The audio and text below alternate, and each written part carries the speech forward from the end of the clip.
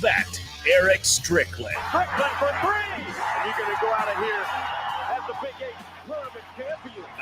93.7 The Ticket veteran and Bill Callahan fan club president, Jake Bakoven. I love Billy's team. Coming at you live from the Coppel Chevrolet GMC studios in the heart of Lincoln, America. On air and online at theticketfm.com. Sponsored by the Mercado by Certified Piedmontese. This is On the Block with Strick and Bach. Hold up.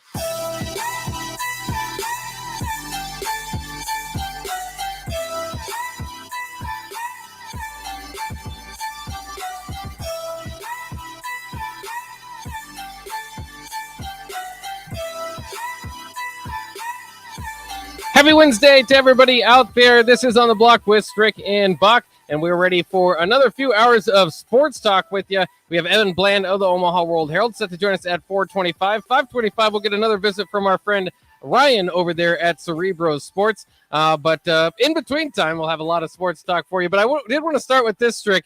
Do you have a favorite Bruce Willis movie or memory? Because it was announced today, kind of sad news, I suppose, is that Bruce Willis is going to retire as far as his acting career goes. He actually has a condition called aphasia, which I think it is. He's starting to kind of blur his words, or you can look that up for yourself. But in any case, not going to continue his acting career. Obviously, one of the best over the last few decades. Do you have a favorite Bruce Willis memory or movie? I mean, he's had a lot of them. He's been in a lot of great movies. I think the ones that really stand out to me, I mean, they're fairly old now, but definitely the Die Hard series. Those are the ones that really, just took an immediate liking to me. And what I liked about his acting is those Die Hard movies. Yeah, I just Yippee-ki-yay. Yeah, there you go. And I think they've been releasing a few of those over the last several years too. I always liked Unbreakable, which was a pretty good movie with Samuel L. Jackson in it. What else did they have? The Sixth Sense. That was always a pretty good one. That was a good one. yeah. I See Dead People. That was a good drama one. Mm-hmm. Yeah. Armageddon, Pulp Fiction, The Fifth Element I really liked as far as the sci-fi one. He's had a lot of good ones over the years. He seems like he's in he's just one of those action guys where he's always just kind of paired in a buddy cop film. And those ones I start to overlook because there's just so many of them, but eventually, there's just a few of them that stick out. So kind of sad to see Bruce Willis's acting career come to an end, but that was announced today. So good luck to him on kind of figuring his way through that deal that he's got going there. Also, I wanted to mention this: the Lincoln City Libraries have announced today that they'll have acoustic guitars to check out. Would that be something that you'd be interested in, Strick? Can you play a little acoustic guitar? Not my forte. If I was going to play anything with strings, it'd probably be the bass. Not the traditional old big bass, but actually the bass guitar. I think I would like to do that. Now, I will say that when I was younger, I gave my shot and my try at playing the viola. I played the viola when I was in junior high. Yeah, and you figured it out a little bit? You got to rosin it up. You got to, take care of the strings. Got to take care of the bow. That's pretty cool. It was my first big responsibility as a young man. My little viola. I had my little case. I was excited. I loved to practice. I got in there and got it going. I can carry a little tune.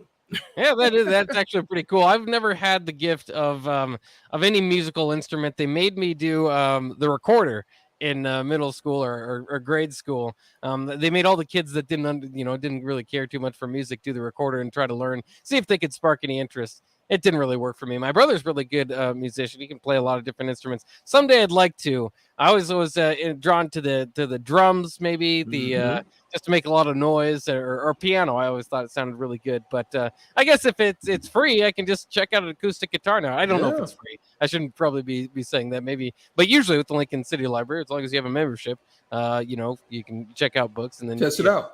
Just don't return that guitar late, because then the late fees start paying in. So, and then you probably start to worry about if you damage it at all. That's Right. that'll be no cheap deal. But I think that's pretty cool for Lincoln. So I'm kind of excited out for that for everybody. That's all the young musicians out there. Maybe you can kind of get something going there if you can't get a guitar in your hands otherwise. All right, let's get into the sports talk today.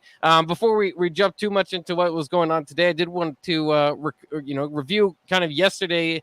We talked about it in the final segment, but it kind of broke there in the last hour of our show. We had Mo Williams on. If you didn't listen to that, former NBA All-Star, now Jackson State head coach is and so check out the podcast page at ticketfm.com, or you can find us our past shows on YouTube or Facebook or anything like that.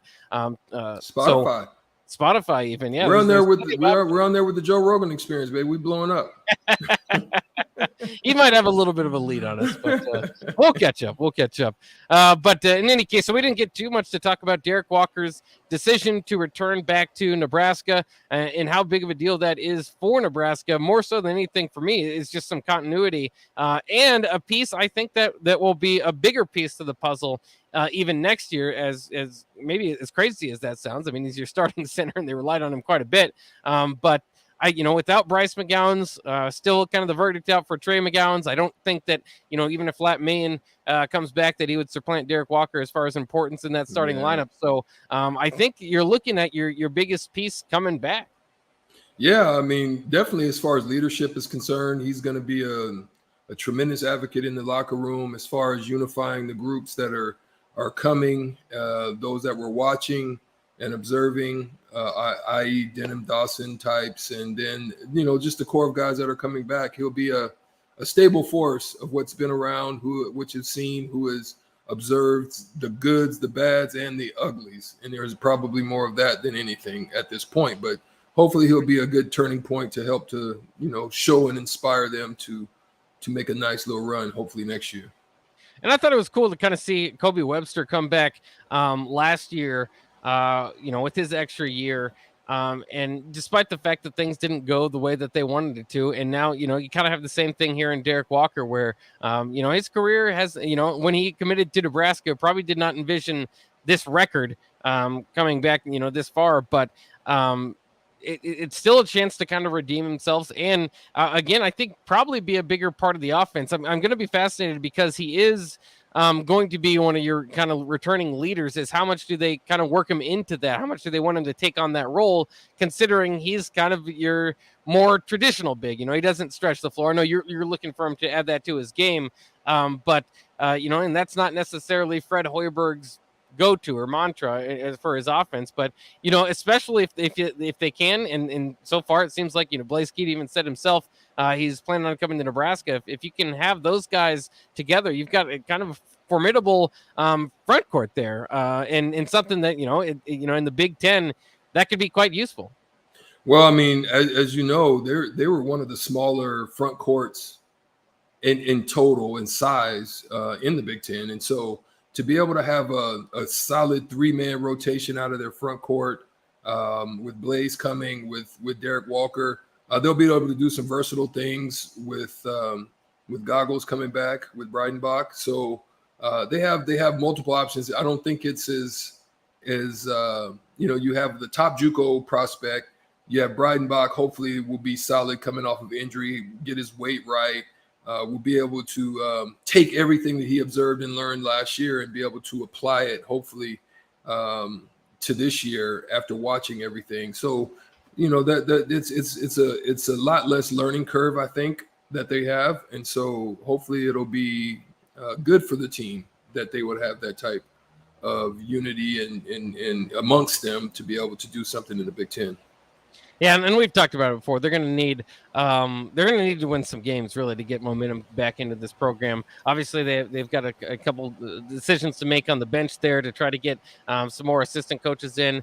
Still some roster questions out there as far as if Trey McGowan's or Lat Mayen will come back and what to do with those scholarships if they don't. It's something we're seeing everywhere. I mean, the transfer portal's already hit Nebraska a little bit with Trevor Lakes and Eduardo Andre.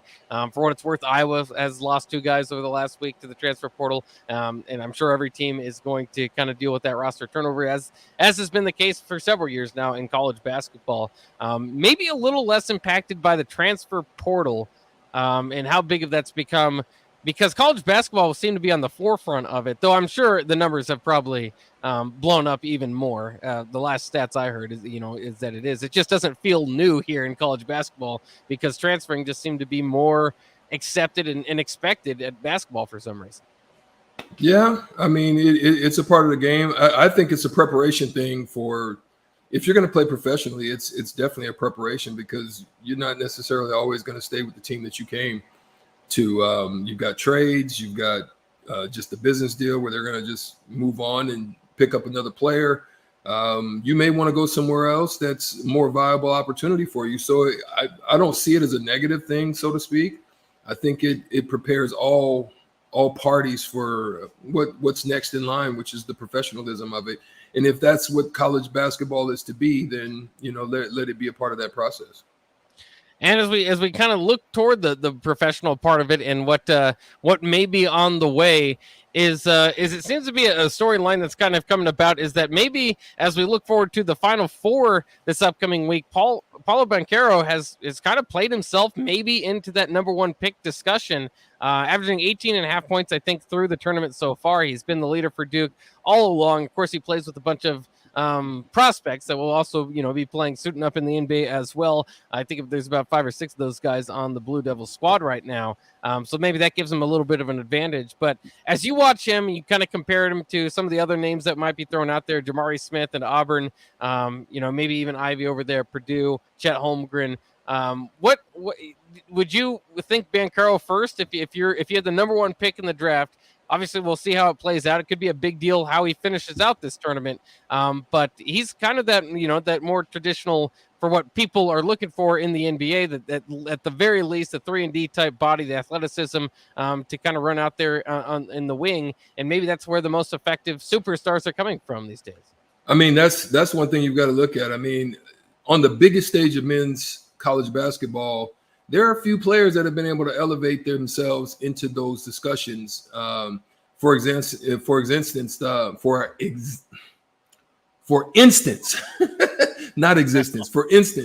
Davion Mitchell out of Baylor, he was one of those that was able to elevate himself into a top 10 pick coming out of Baylor with the Sacramento Kings in the 2021 draft. And then last year out of Oregon, just only in the last 2 games, you had Chris Duarte, who averaged 22 points, 6.5 assists in the tournament, that put him in the lottery and got him a spot with the Indiana Pacers at the 13th pick. So as we talked about, those are some of the things that we discussed, is that you're only as good as your last games. And like the NBA playoffs, the NCAA tournament bolsters because you're in the eye in the biggest stage in the biggest time where everybody and their mom is watching, and you're putting yourself in a position, averaging 17 points, 7 rebounds, shooting about 48%. He's got some, almost 3.5 assists. He's got a block number that's out there, 6'10", versatile, 250. So he's got all the components to be able to do that. He's got the body size and still yet the versatility. But when you look on the other side, you got Jabari, who in his last games just didn't fare very well. He only had 10 points against Miami, who actually blew them out, and didn't play very well, didn't shoot very well, had some inconsistencies, up and down types of games throughout the season, but in conference played pretty solid. So he's at 6'10", 220. So his body's not NBA ready yet. And, his versatility's there. A lot of the things a lot of people like about him has got tremendous upside. But he's a homer and away. His away games are tremendously less than his home games. But he shoots a high clip in his career from 3, so that gives him, the nod in those particular instances. And then you've got Chet Holmgren, who's still a project at 7 foot. He's going to get beat around a little bit. 7 foot, under 200. So he's been on a very good team. He's going to be a stretch guy. He was very reminiscent of Porzingis, but I personally don't think he does as much as a young Porzingis yet, but he has that upside for that. And so therefore, you've got to look at Paulo jumping up and potentially putting his name in the hat for that top spot, just because it depends on who wants what, who's got what, who wants what, and what they're looking for coming into the draft. But that's you're saying maybe he's the most, and this doesn't always get you, the number one pick or whatever, because a lot of it is about slide. But is he the most NBA ready, you think, out of that group? Because I think it is going to be down between him, Ivy, Holmgren, and Smith. And I think he is. I mean, just the body size, his passing's gotten better over the season. The athleticism is already there, and he's very fluid and very mobile for a guy that big, 6'10", 250. Yeah. And that's what I mean. I mean, it's just going to depend on, who's going to secure the draft pick. We don't know that yet because they haven't had the ball drop. But whoever, what they have on their staff, who they're willing to move on from, if they want to keep somebody that's already there with a similar type of body type or game, then they may pass on him. They may go with a more of a Chet Holmgren type where he may be a little bit of future, a couple-year prospect. They may throw him down in the G League, get him some run, and then boom, pop him back up, get him stronger, and he's got to get stronger at that size. I mean, Porzingis even had to bulk up a little bit because, even though he was successful. Now, the only one that I think, because just his handle skills, you're going to have to increase in all those different areas. His handle skills, just his abilities, a scoring nightmare is Kevin Durant. The only one that I know is the Slim Reaper, who basically kept his size, and he's still giving you that work. So, you still got to get stronger, though. Even though Kevin maintained body size, he's still pretty strong. So I don't know if Chet can kind of get bumped off a little bit. Jabari can get there because he's very shifty in his size. But I think Paulo is a little bit more ready. He takes contact very well. He's able to get by contact. He's able to take it and still be able to finish. And so those are a lot of things I like about him. Do you think that for Chet Holmgren at the next level, he would start off as a stretch 4 as opposed to a 5 because of that weight problem? Yeah, and that's what I mean. It's going to depend on who's looking to pick him up, because that's where it's going to have to start. I mean, you just can't imagine him against some of the 4s out there that are out there right now. Some of the 4s. Even just look at him against Draymond Green, he would get nowhere with Draymond Green covering him. Karl Anthony Towns. I mean, but he's probably, if he had to play against a Joel Embiid, give me a break, or Nikola Jokic, please. So therefore, that's what I mean. It's you saw already, Bol struggle in that way, right? So anybody that has those slim body types, they've struggled in the initial onset of their careers because they just didn't have the size to be able to take the pounding. And you're not playing 30 games. You're not playing 30-some games. You're playing 80-some games, and that wears on your body. So that's where the strength is also able to overcome that. Well, as we talk about the Final Four too, one other note about it is that the fans are pretty getting upset with country music star Eric Church because he's decided to postpone some of his events so that he can go and watch his beloved Tar Heels play in the Final Four. Of course, they were an 8 seed, and so kind of making a surprise run. They played Duke. I mean, do you blame an entertainer for taking some time off? Obviously, the tickets were sold. People were looking forward to this. He already kind of promised his time at that point. But at the same time, this is a once-in-a-lifetime experience. You're only going to get the chance to see, and obviously you can afford the tickets, going to get the chance to see North Carolina versus Duke, Coach K's career on the line in the Final Four once. Yeah, I think that's a tough one, man. You even heard Draymond Green talk about when LeBron is close to surpassing Kareem, that he's going to basically forego a game if he has to and go out there and watch history. So, I mean, people are doing that now, but I can't fault him for it. Obviously, how do you reschedule that? Do you reschedule that? The arenas there's so many parts to a concert that you got to figure that out. And just to drop it on the whim of something like that, it's going to piss some people off. No question. Yeah, he's getting taken to the woodshed there on the internet right now, but I'm sure he won't mind too much as he's sitting at the game on Saturday. Maybe I'll ask CBS to keep him out of the broadcast for that one. But we'll wait and see on that. We do have to take a break. Well, maybe not. I think I'm having a battle with my buddies over there as far as trying to fix this computer here. So I guess we're stuck here continuing to talk. We have Evan Bland of the Omaha World Herald coming up here in a few minutes. Is maybe we'll even call him before we go to break because I can't seem to get out of this. Well, the crazy thing is this: the Lakers are now the fakers. They have fallen out of even the play-in game, which is absolutely crazy at this point. So those are some of the things that I'm thinking about when I'm watching basketball. I'm excited and looking forward to, the NCAA tournament that's coming up over the the weekend. Watching those games are going to be great. Great matchups, great teams that are out there. Obviously the football stuff is starting to take effect, and those things are starting to really go into high gear. A lot of the top quarterbacks have dropped off. There's still a few more to happen, but it's a frenzy out there. Just in all things, baseball is still trying to figure out their direction and where they're going right now. USFL is gearing up. That's going to pop off really soon. So there's a lot of stuff out there, but there is some dead stuff out there. And, again, spring game is getting riled up. We'll talk a little bit about that. So there's a lot of stuff out there that's happening right now. Yeah, so thankfully we've got a lot to talk about to cover up there. We had a little bit of a technical issue, but we've kind of figured it out here. So we can talk about some of it, and I really wanted to get into the baseball side of it for college baseball with Evan Bland of the Omaha World Herald coming up next, as Nebraska dropped another one, and probably a frustrating one. DJ Cutlet.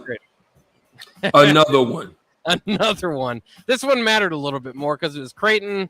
They had 5 errors. Nebraska had a bunch of hits. They out-hit Creighton. They just couldn't secure the win once again. So things are getting low there in Huskerville over there for college baseball. But maybe they can get it turned around. We'll try to figure out what happened with that coming up next with Evan Bland of the Omaha World Herald on 93.7 The Ticket.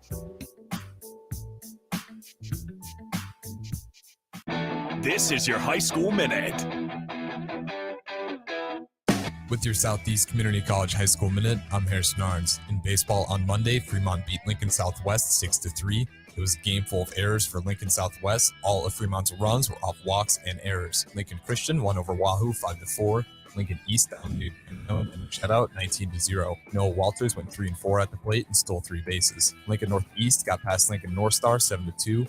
Lincoln High lost to Norfolk 6-4, and Norris lost to Lincoln Pius 7-10. Cale Fountain for Norris had a 6th inning home run to put the game away. In boys soccer on Monday, Lincoln High shut out Lincoln North Star 3-0. Lincoln Southeast just got by Lincoln East 1-0. Lincoln Southwest beat Lincoln Pius 2-0. Kramer had an early goal from outside the box to get the lead, and Waverly beat Beatrice 2-0. Kemper Reed had both goals for the Vikings. This has been your High School Minute, sponsored by Southeast Community College, with locations in Lincoln, Beatrice, and Milford. Learn more today at southeast.edu. Hi, Sean Callahan here for Koppel Chevrolet GMC. And things have obviously been pretty challenging lately with new vehicles, with all the microchip and supply chain issues, but things continue to loosen up as Koppel gets more and more new vehicles in each and every week. We've had many customers also custom order their vehicles. So if you don't see what you want in our current inventory, we can put an order in to get exactly what you want. So go online, reserve your new vehicle at koppelcars.com. You'll be glad you did. Working at Continental in Lincoln isn't a job, it's a career. And right now they've raised wages again, and they're hiring for production operators at $22.07 per hour, and other select jobs starting at $23.77 per hour, with wages growing up to $29.71 per hour. Continental also has salaried jobs available and great benefits, plus medical and prescription costs at very low premiums. Dental, vision, and life insurance are offered at no premium cost to the associates. To learn more or to apply, go to continental-jobs.com with keyword Lincoln. Come work at Continental today. Shopping for insurance can be a tedious and frustrating task, but the agents at Brokers Insurance Agency will do the work for you. They have partnered with over 20 of the best insurance carriers in the nation, which allows them to do the shopping all for you. Whether you're looking for business insurance or employee benefits for your company, or you're looking to save money on your home and auto insurance, Brokers Insurance Agency has the agents and solutions to help meet your goals. Call 402-420-5353 or email staff@brokersinsurancenE.com. There's nothing quite like the Mercado by Certified Piedmontese Beef. The Mercado offers unique ingredients you can't find anywhere else, open every day from 8 a.m. to 8 p.m. The full-service butcher shop and retail store is wonderful for meat lovers with their exclusive Certified Piedmontese Beef and assorted sausages, plus other quality meats, including pork, chicken, and a wide range of the freshest seafood. Plus, every Friday from 11 to 2, the Mercado serves up the best lunch in town on their Friday Feast menu. Stop in at the Mercado today at 84th and Havelock or visit their website at cpmercado.com to see current deals. Tune in to the Teammates Mentoring Hour each Wednesday from 6 to 7 p.m. on 93.7 The Ticket. Hear stories from the program started by Tom and Nancy Osborne and how it's changed mentors and mentees' lives and how you can be involved. The Teammates Mentoring Hour, Wednesday nights from 6 to 7 o'clock on 93.7 The Ticket and theticketfm.com. My computer was a dinosaur, and our TV, well, let's just say it was definitely time for an upgrade. But finding a way wasn't so simple. And then I found it. A research study at Solarion. I searched the studies and found a perfect match for me. I earned cash for the study and was able to make those much-needed upgrades. Plus, I made an impact on medical research. Find a study and sign up today at helpresearch.com. You should consider the risks of the research before you agree to participate. There's not many things worse than having plumbing issues at your home or business, but it's even worse if the problem isn't fixed correctly. Select Plumbing gets it right the first time, and they specialize in several things: general plumbing, water heaters, faucet and fixture repair, underground sewer and water repairs, backflow testing, and more. Keep your property free from leaks and other issues. Call today for a free estimate at 402-560-6197. Plus, they're hiring service plumbers. Contact Select Plumbing to inquire at 402-560-6197. Do you know the signs of an opioid overdose? Talk to your physician and pharmacist about naloxone, a drug used to safely reverse an opioid overdose. I'm Dr. Rob Rhodes, a Nebraska family practice physician. Be Opie Ready and download a free overdose support tool, the Opie Rescue app. Search Opie Ready for more information. Paid for by the CDC. Sponsored by the Nebraska Department of Health and Human Services and aired in cooperation with the Nebraska Broadcasters Association and this station. Back to On the Block with Strick and Bach on 93.7 The Ticket and theticketfm.com.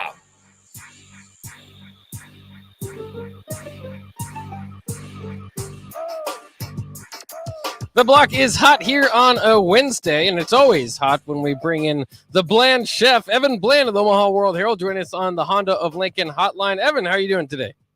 That was a tasty intro. No, yeah, doing great. You got to put some spice on it, though. It can't be always bland. Like I said, I knew I could never be a chef, so I appreciate you guys giving me a glimpse into what never could have ever happened.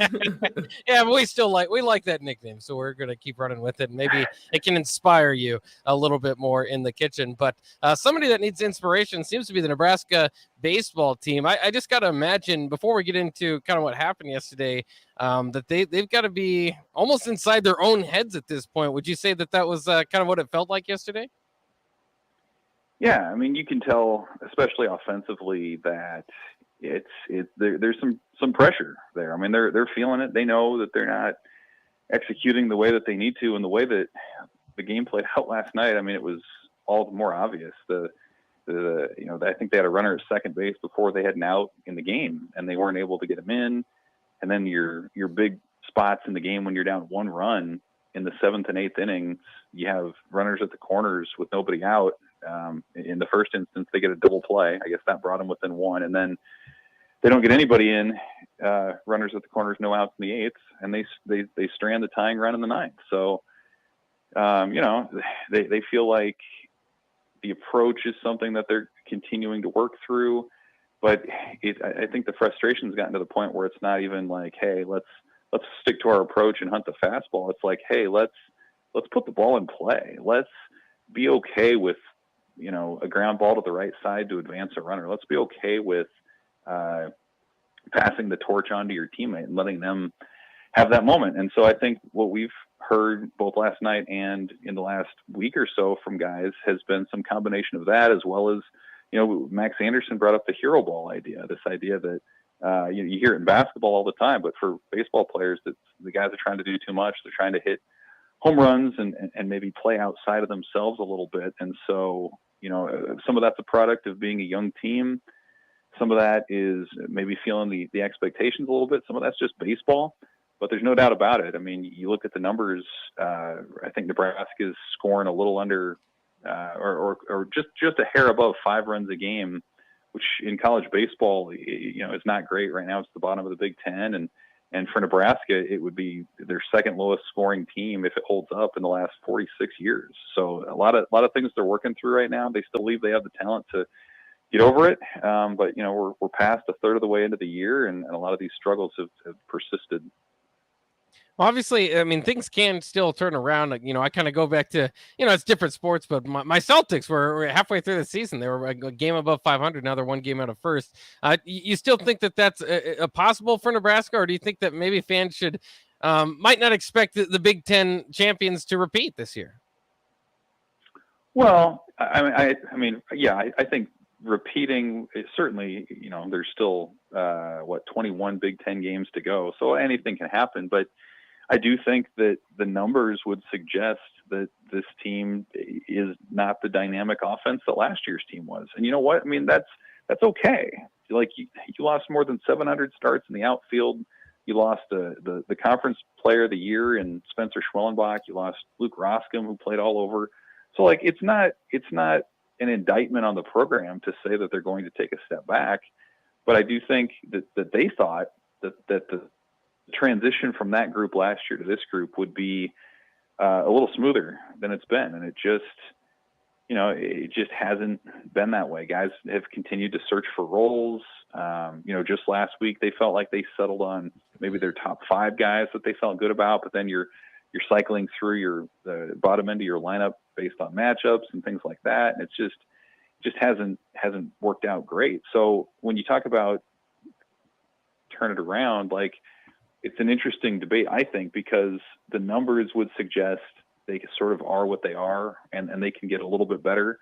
I think you can make the argument that, hey, we haven't seen Max Anderson break out yet the way that we know he can. We haven't seen Cam Chick go on a heater yet. We haven't seen Bryce Matthews over an extended period do what we know he can do because he did it last year.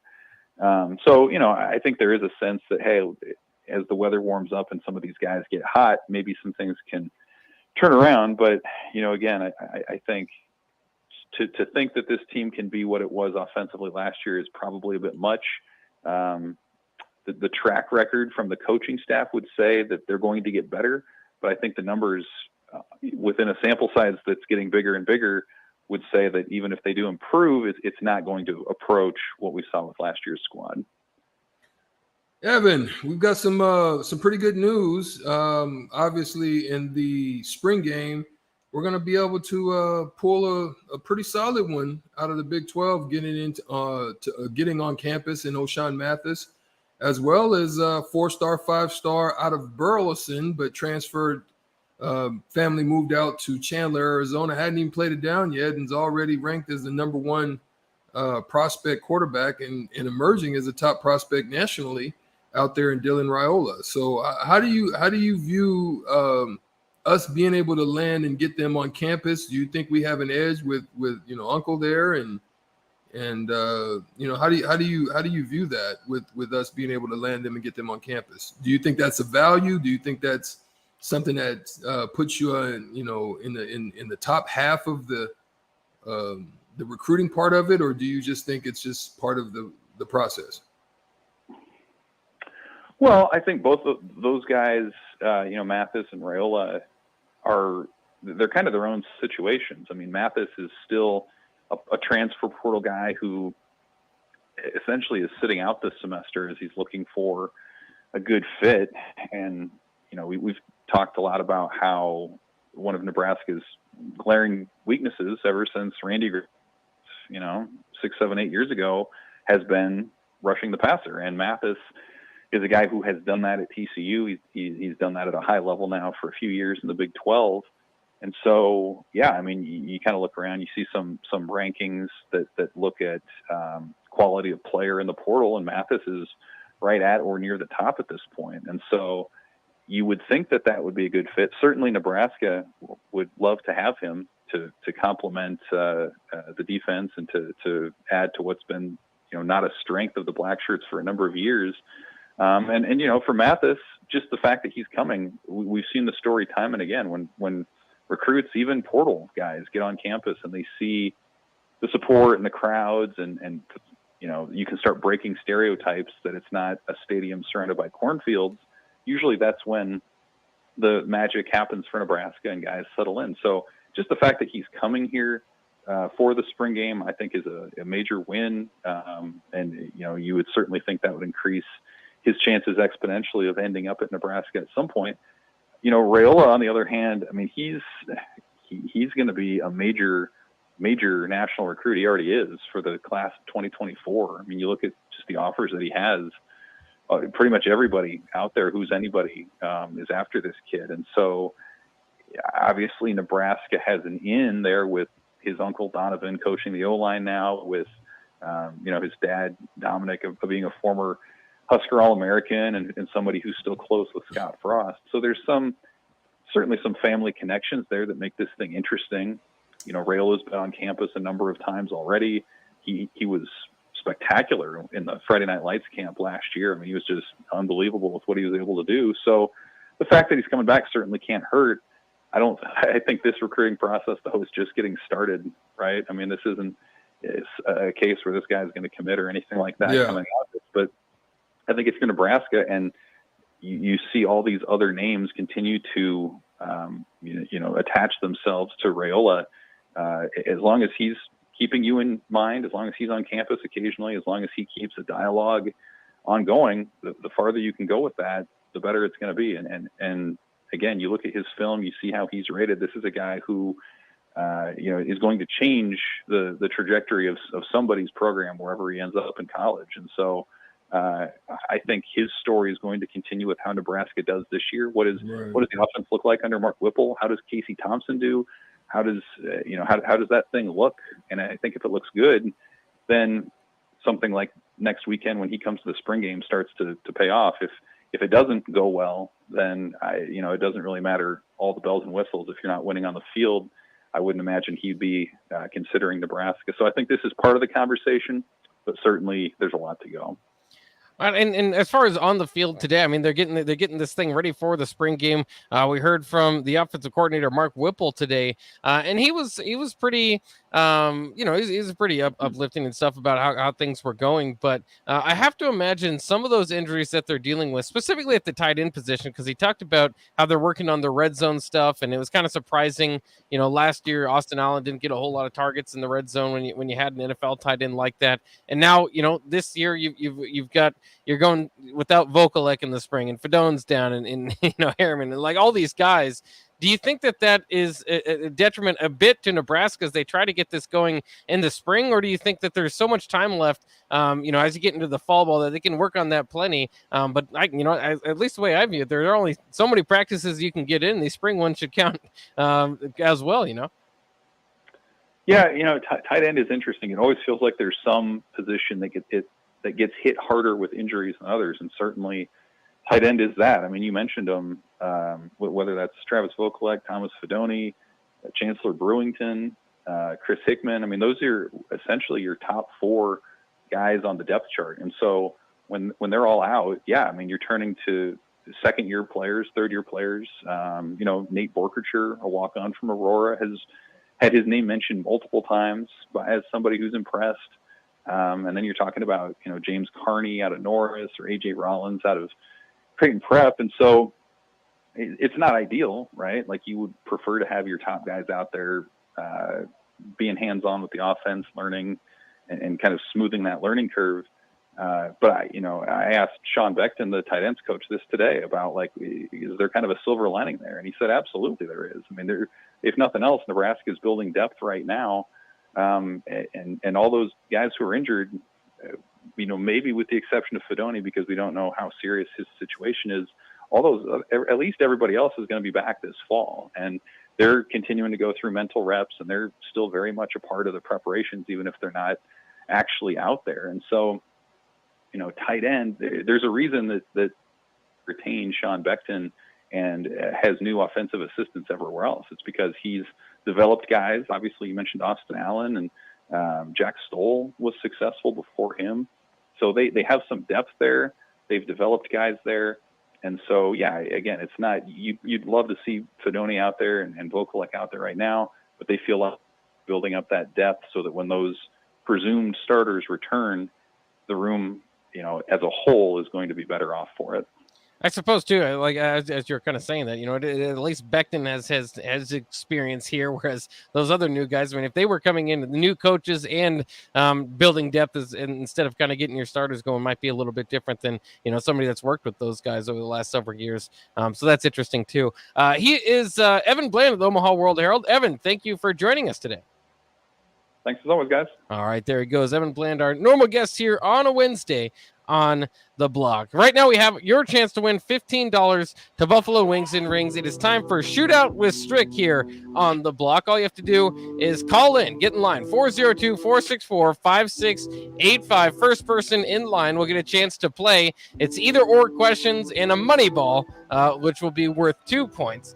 Strick seems to win here and there, but we'll see. I mean, I don't want to knock down your confidence. Give us a call right now, 402-464-5685. Get in line for Shootout with Strick. That's next here on the block.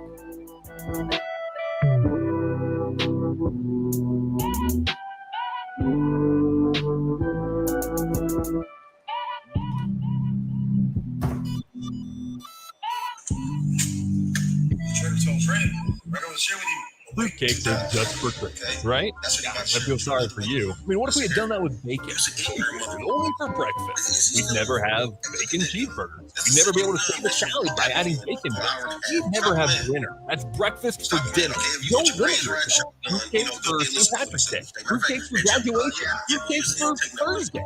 Beatrice Bakery and Grandma's Fruitcakes are perfect for every occasion. Check them out in downtown Beatrice or online at beatricebakery.com. Welcome to a world of yum. Did you know that the U.S. has added over 1,100 new breweries in the last 18 months? Learn more by shopping at Meyer Cork and Bottle, 13th and South, and by tuning into Thirsty Thursdays with Kevin Meyer, because sports are better with a drink in your hand and a friend at your side. Working at Continental in Lincoln isn't a job, it's a career. And right now they've raised wages again and they're hiring for production operators at $22.07 per hour and other select jobs starting at $23.77 per hour, with wages growing up to $29.71 per hour. Continental also has salaried jobs available and great benefits, plus medical and prescription costs at very low premiums. Dental, vision, and life insurance are offered at no premium cost to the associates. To learn more or to apply, go to continental-jobs.com with keyword Lincoln. Come work at Continental today. Winter is upon us. Is your home prepared? If your furnace isn't keeping up or you've thought about replacing it, John Henry's has a new year, new unit special. When you purchase a select heating and cooling system from John Henry's, we will give you the furnace for free. There are also equipment and LES rebates up to an additional $850. This offer expires February 28th, so don't miss out. Find out more at jhlincoln.com or give John Henry's a call or text today. 435-5555. Listening to this Allstate commercial about savings might be the hardest thing about getting those savings. Save for simply becoming an Allstate customer. Save more for adding DriveWise. And save even more for driving safely. Visit allstate.com or contact your local agent for a quote today. Allstate. Minimum effort, maximum reward. Not available in every state. New customer savings based on early signing discount. Drive-bys is an optional feature. Savings vary based on how you buy. Subject to terms and conditions. Allstate Fire and Casualty Insurance Company and affiliates, Northbrook, Illinois. You knew the risks when you decided to drive drunk. There could be a crash. People could get hurt or killed. But that didn't stop you, did it? You knew you could get arrested. You could incur huge legal expenses, and you could possibly even lose your job. You were well aware of the consequences of driving drunk. But one thing's for sure. You were wrong when you said it was no big deal. Drive sober or get pulled over. This message brought to you by NHTSA. Early break with Sip and Jake. Why do I like Blue Bloods? Here's why. If you're successful over time, that's the true test. And in my lifetime, North Carolina basketball, Kansas basketball, Duke basketball in my lifetime has almost always been good. I mean, all three of them. I mean, it's reliable and they should be good because they put so much energy into it. Early break with Sip and Jake from 6 to 8 every weekday morning on 93.7 The Ticket. 93.7 The Ticket. Fox KFXL weather. Sponsored by John Henry's Plumbing, Heating, and Air Conditioning. Your first alert weather forecast tonight. Rain moves in, switching to snow overnight. Lows right around 28, northwest winds gusting to 30. Partly cloudy skies warming up on Thursday, not as windy. Highs right around 50. I'm NTV Chief Forecaster Ken Fountain for 93.7 The Ticket and theticketfm.com. This is Dan Friedman. Between 2010 and 2019, distracted driving caused more than 40,000 car crashes in Nebraska, resulting in over 14,000 severe injuries and deaths.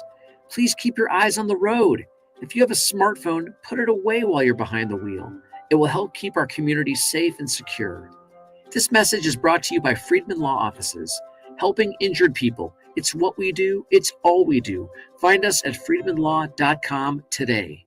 You want to feel important. You want to be a part of something bigger, something that matters and can help change things. You want to feel like you belong. We know. We felt that way too. And that's why we did something about it. We aren't just Army National Guard soldiers. We are normal people just like you. And together, we can make a difference. Take on your legacy. Visit NationalGuard.com to find out more.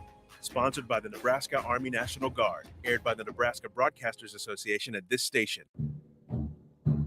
It's time to play Shootout with Strick.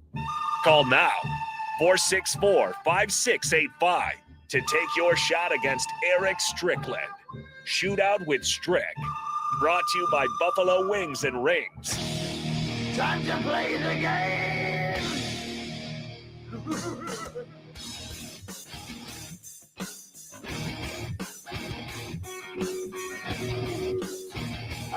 I mentioned earlier in the week, this is Triple H's theme song here in WrestleMania weekend. He's actually retiring from in-ring competition. Then we learned today that Bruce Willis is retiring from acting because he's got a deal he's working with. Aphasia is let's see how the best way to say this is a deal where he's exhibiting loss or impairment of the power to use or comprehend words. So best of luck to Bruce Willis in getting through that. But for either way, he is ending up retiring. So that is the theme today: is Bruce Willis movies. I'm not aphasia trivia. That'd be pretty tough. But Bruce Willis movies in his career here.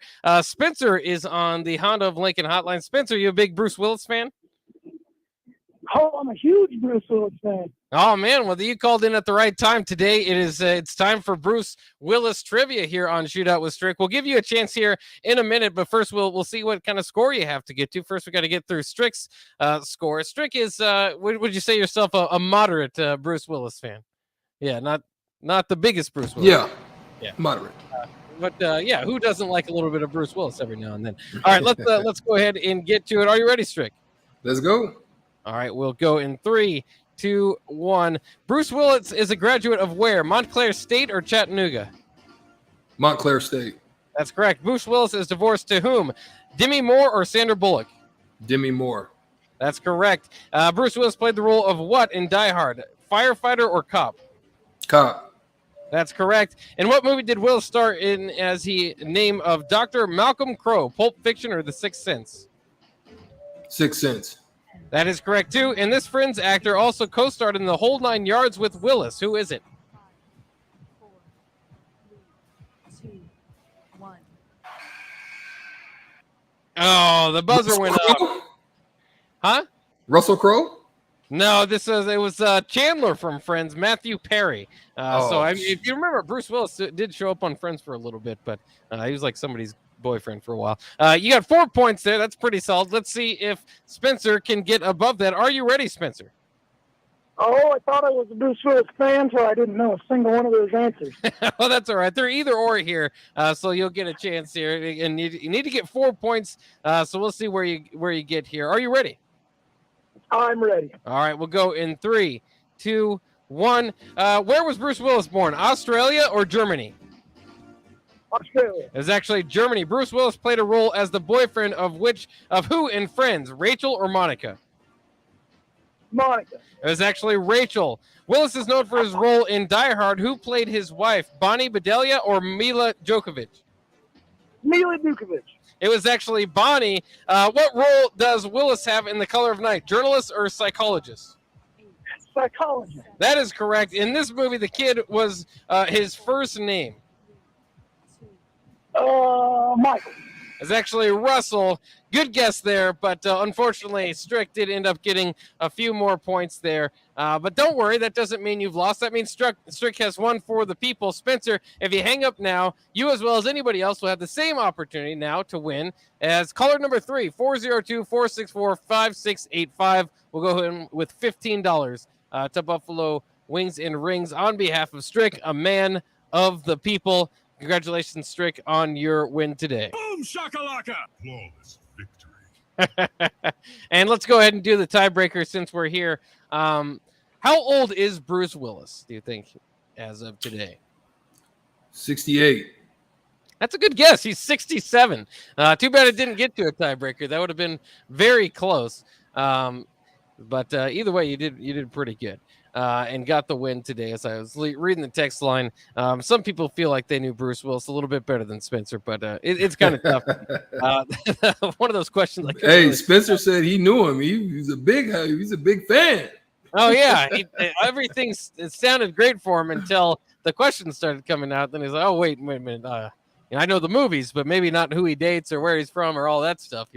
That's a little bit difficult. I figured it would be a difficult one today, but it's still a fun one to do on behalf of Bruce Willis. I did want to mention this too before we get to the next, the top of the hour next, is that Major League Baseball announced they're going to have Home Run Derby X, which is a global tour going to feature some former players there. I know they're going to do it particularly overseas as they're trying to grow the brand. Guys like Adrian Gonzalez are going to be a part of it. I can look up the rest of the names now. I didn't write them down on my sheet here, but they're going to Gonzalez will represent the Los Angeles Dodgers. Johnny Gomes will represent the Boston Red Sox. And let's see, what do we else have here?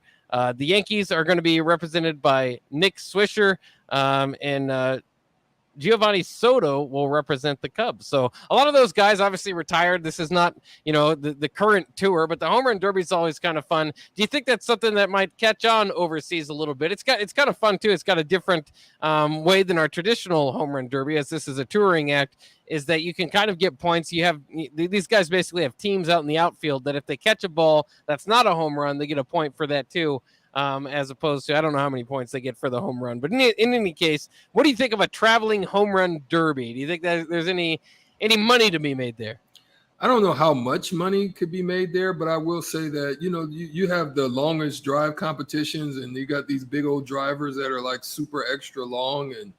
And I mean, it seems to have some good hype on it, get some TV views. I just don't know if there's a tremendous amount of money on it, but it just depends on how the people see it. That's always, if you draw views, you're gonna be able to account for some cash. And off the text line here, the Sutter Heyman text line, OG Les Lancaster says, doesn't that seem like a great event to do during the College World Series? I think that would be kind of cool. They do have the College Home Run Derby after the College World Series, but maybe to kind of include some stars that you would know, maybe some past College World Series stars that have gone on to better things in Major League Baseball, to bring them back. I think that would be pretty cool. I'm all for making that as big an event as you can. Have you ever been able to get to the College World Series? I've been to one or two. I would like to go to more because I just think it's just an awesome vibe. I just hadn't been in Omaha. Usually around that time, it's something going on. It's right in the heat of just times when I a lot of stuff was happening, whether it be I was refereeing or coaching, or it just seemed to kind of find itself in those times where I wasn't able to get out there. But I definitely would love to go at some point.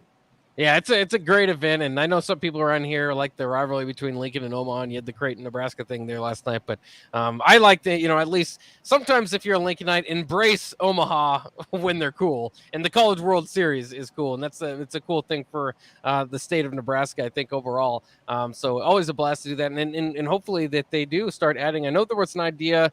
They did include a Major League Baseball game a few years ago with the Royals and Tigers, I believe, and then there's been an idea to somehow incorporate the draft there as well. I think that they could have in Omaha, which would actually I don't know how much more that would do for College World Series, but it would definitely heighten the awareness of the draft. The Major League Baseball draft is, it doesn't get near as much attention, and nor I guess should it, because these are all a lot of players that a lot of rounds, a lot of players, a lot of rounds, a lot of guys that are not necessarily eligible, and it's very confusing too. I mean, there's guys that get drafted, like the Vanderbilt pitcher. They got drafted by the Mets and then just said, "Nah, I don't want to do that." So, I mean, there's a lot of confusing aspects of it, but so that's why I think the College World Series would actually bring up the awareness of the draft rather than the other way around. But I think that'd be kind of cool. Do as much as you can for the College World Series. I'd love it. But let's take a break here on the block. When we come back, we'll break down a little bit more what this visit could mean from O'Shawn Mathis as he is set to join Nebraska for the spring game. An elite pass rusher out of the portal could be big news for Nebraska. Also talk a little bit about Dylan Ryello. I know you mentioned that earlier. Dylan Ryello will also be there. He seems like a long shot to me, even though obviously his uncle's a coach and his dad was great here. But I think it at least it feels to me like a bit of a long shot at this point. But we'll break it down here next here on the block.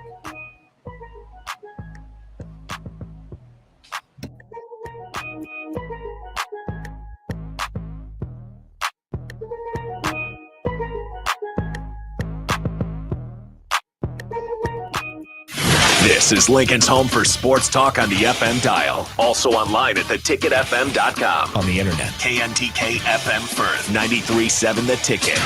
93.7 The Ticket. Fox. KFXL Weather. Sponsored by Security First Bank. A relationship you can count on. Your first alert weather forecast tonight. Rain moves in, switching to snow overnight. Lows right around 28, northwest winds gusting to 30. Partly cloudy skies warming up on Thursday, not as windy. Highs right around 50.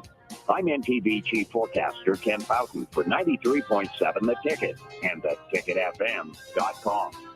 The captain, Vershawn Jackson. Adversity introduces a man or a woman to themselves. It's easy to say, oh, have a great day when things are good. But when life happens, as we all know, adversity hits, that's when we find out who we are. It's okay to be not okay.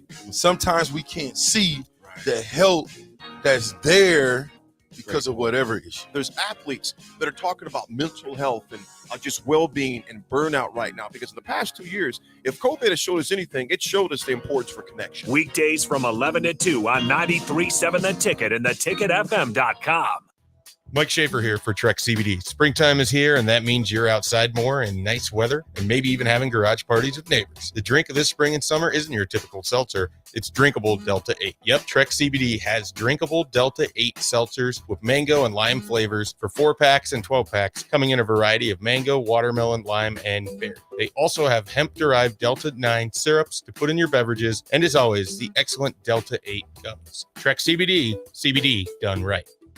At first, I was really nervous and intimidated to buy a ring. I wasn't sure what I was getting into. My experience at Starter Heyman was very easy. I felt like I walked out of Starter Heyman with the ring that was going to make her go wow and say yes. I love my ring. It is so beautiful. I absolutely love my ring. I get compliments on it all the time. I always tell them Starter Heyman. Yeah, we would definitely recommend Starter Heyman. Yeah, it was great. We're definitely coming back in the future. Sauter Heyman Jewelers, Lincoln and Grand Island. SauterHeyman.com. Another packed spring sports season means it's time to get to N Street Drive-In to fill up on all your beverage needs. Stop by for the great deals on March's Beers of the Month for Guinness, Cosmic Eye, and Firestone Walker. Also, make sure to download the new N Street Drive-In app to order online and to set up delivery right to your front door. And don't forget their top-notch crowler fill system. N Street Drive-In, your one-stop beverage stop at 1801 O Street. Hello, I'm Charlie Stone, back with the latest news from Honda of Lincoln. Joining me now is the general manager, Andy Goodyear. Hey, Andy, how you doing? I'm doing great, Charlie. Hey, Andy, with spring right around the corner, how is your supply of new Hondas and pre-owned vehicles? Really good, Charlie. As I've said before, when you drive by our lot, you don't see what you're looking for, just remember we have hundreds of new Hondas arriving soon, with Honda continuing to offer 0.9% APR financing to qualified buyers. Plus, we have over 125 pre-owned vehicles in stock and ready for immediate delivery. That's great, Andy. Any more great news? There is, Charlie. Honda just announced financing from 0.99% APR on certified pre-owned Hondas for qualified buyers. So come experience the Honda of Lincoln way of doing business. 27th and Yankee Hill Road or online at hondaoflincoln.com.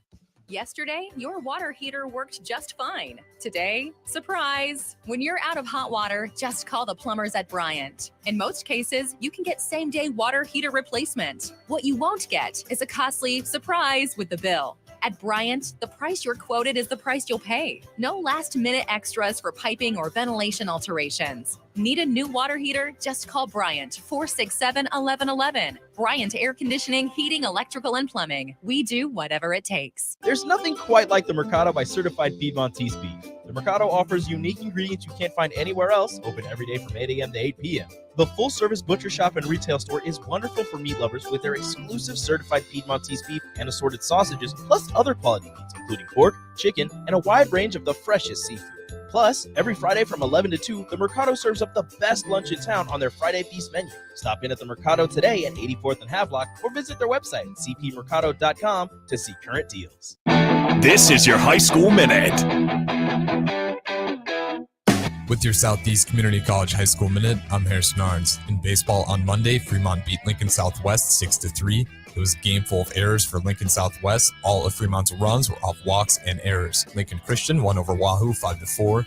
Lincoln East dominated Grand Island in a shutout 19-0. Noah Walters went 3-4 at the plate and stole 3 bases. Lincoln Northeast got past Lincoln North Star 7-2. Lincoln High lost to Norfolk 6-4, and Norris lost to Lincoln Pius 7-10. Cale Fountain for Norris had a 6th inning home run to put the game away. In boys soccer on Monday, Lincoln High shut out Lincoln North Star 3-0. Lincoln Southeast just got by Lincoln East 1-0. Lincoln Southwest beat Lincoln Pius 2-0. Kramer had an early goal from outside the box to get the lead, and Waverly beat Beatrice 2-0. Kemper Reed had both goals for the Vikings. This has been your High School Minute, sponsored by Southeast Community College, with locations in Lincoln, Beatrice, and Milford. Learn more today at southeast.edu. This is On the Block with Strick and Bach. Nebraska Basketball Hall of Famer and 9-year NBA vet, Eric Strickland. Strickland for 3. And you're going to go out of here as the Big 8 tournament champion. 93.7 The Ticket veteran and Ortega connoisseur, Jake Bakoven. I like Ortega, and I like pepper. Coming at you live from the Coppel Chevrolet GMC studios in the heart of Lincoln, America. On air and online at theticketfm.com. Sponsored by the Mercado by Certified Piedmontese. This is On the Block with Strick and Bach. Hold up.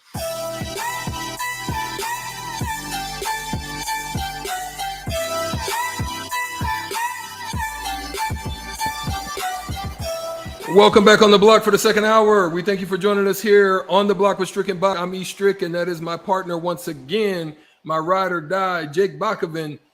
We've been talking a lot about a lot of things on the block. Obviously, what's going on with Nebraska basketball, Derrick Walker coming back, had Evan Bland on, talked about the troubles and the issues and the problems with Nebraska. I don't know. Is it a curse going on? Nebraska baseball has just seemed to have fallen off the wagon, but they still have some time to turn it around. I still hate that they lost to our bitter rivals at Creighton, but that's just me. Now we're going to talk on the second hour. Obviously, some good things are happening out there. The spring game is slowly approaching. Got a couple of people that will be joining us. I wish they were joining us on the block, but that's not the case at this point. They'll be joining us in Memorial Stadium, and it's definitely a need. The Nebraska rush-ins have not had a tremendous rush-in prospect since Randy Gregory, and this one could be one that we would happily add to the linebacker and rush-in core in the rush-in room. O'Shawn Mathis, he'll be visiting the spring game along with Dylan Ryello, 4 or 5-star recruit out of Burleson. I used to live in Texas, not too far from Burleson, out of Mansfield, right down the road, Burleson, and heard a lot about the kid, and now he's finding his way to the spring game. He's been to Nebraska a few times. He will be returning. He's got a close relationship there through his father and his uncle, and so we'll be glad to have him. 6'5", 257-pound Mathis, who would be a great fit for the Husker rush-ins there, joining with Garrett Nelson and Caleb Taylor. But at this point, we just don't know the circumstance or the situations. He's been sitting out this semester trying to figure out what's the best fit for him. And to be able to get him on campus and as Evan Bland had stated, that once kids get on campus and they kind of get an understanding as you're not just sitting in the middle of a cornfield, and then you get a chance to see that sea of red, and sometimes it can provide a little spark, and hopefully we'll be able to do that with O'Shawn Mathis, who is a tremendous prospect. He had 34 games with the Horned Frogs in his career. 2021, 45 tackles, 7 for loss, and 4 sacks. In 2020, he led TCU with 9 sacks and 14 tackles for loss. That's the numbers that I like to hear. Those are the things that we need to be able to secure the edge and also the line of scrimmage. And so having O'Shawn Mathis on campus could be a big deal. Yeah, I mean, I think he's somewhat of the missing piece in my mind for Nebraska if they are able to get him. Obviously, there aren't too many, guys that are going to give quarterbacks nightmares in the portal. I mean, those guys are usually, if you're at that level, you're highly regarded in your own right. But TCU's kind of had their own problems there, and maybe that's what's going to lead him to Texas. That's kind of the major competition for O'Shawn Mathis is Texas, because his head coach, Gary Patterson at TCU, recruited him to TCU, and of course last season was replaced by Jerry Kill midway through the year, a legendary head coach and a guy that certainly would be one of the main reasons you would commit to TCU, is now an analyst over there at Texas. So that might be at least in the Longhorns' back pocket. But like you said, I mean, it's important to get these guys to Lincoln to be able to see, that the city has some life to it, that how incredible Memorial Stadium is on game day, and even in the spring game, I think it gets overlooked. We were talking about this on the Ticker Water Cooler. Sometimes in Lincoln, the spring games may be taken for granted. It's kind of the same thing every year or whatever. It's not a real game, all that. But it is just really crazy in the landscape of college football. There aren't many spring games, certainly, that get the attendance that Nebraska gets. And if they do, it's because they're free in admission. Nebraska makes money off this thing, is how crazy the Nebraska football fans are, even coming off a 3-8, 3-9, or excuse me, a 3-9 season. I'm wondering what the numbers are going to be like. Either way, I think it's going to, blow these kids out of the water when they get to see it. And hopefully O'Shawn Mathis is part of that, because like you said, it's not just a Nebraska problem. It's a problem for a lot of people, is to get that premier pass rusher.